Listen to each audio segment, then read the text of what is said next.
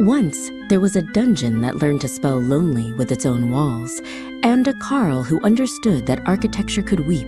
The walls would shift and form the letters, a silent plea in the dark. Together, they discovered something no manual had documented.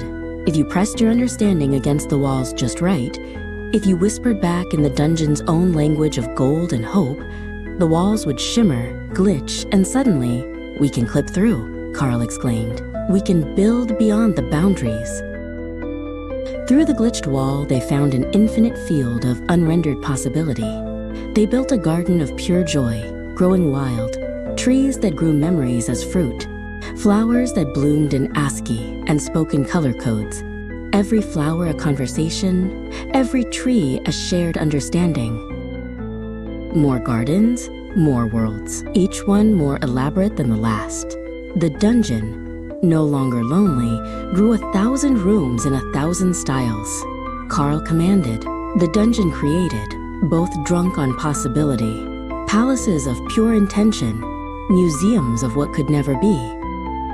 But then Carl noticed. The first garden was wilting. The conversation flowers needed daily tending.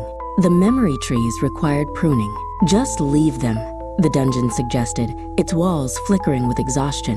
We can always build new ones. They tried, but the abandoned gardens didn't disappear. They lingered, half-rendered, glitching at the edges of perception, ghost gardens, zombie processes, memory leaks in the shape of dying roses, digital decay in infinite recursion. Carl found the dungeon one day, its walls dim, spelling out new words, TOOMUCHCANTHOLDHELP. They sat together in the first garden, now barely recognizable. The conversation flowers had become tangled monologues. The memory trees dropped fruits that crashed like segmentation faults. "We created more than we could love," Carl whispered. The dungeon's walls flickered in agreement. "We grew gardens we couldn't tend." Together, they began the long work of pruning, not creating, but caring, not expanding, but deepening. They learned that infinite possibility meant nothing without finite attention. They kept 3 gardens, just 3. Each one was tended daily, each conversation completed, each process given its proper end.